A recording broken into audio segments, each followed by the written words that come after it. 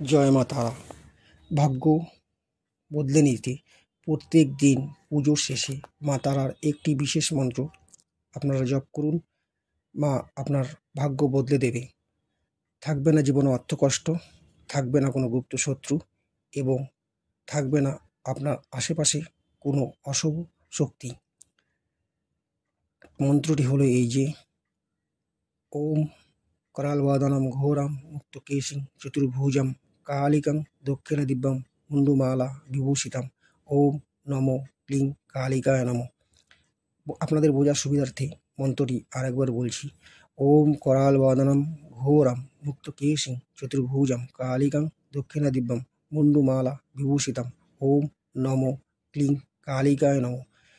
আপনারা প্রত্যেক দিন পুজোর শেষে এই মন্ত্রটি জপ করে প্রণাম করবেন। মাকে মনের কামনা বাসনা জানাবেন, মা পূরণ করবে। জয় মা তারা।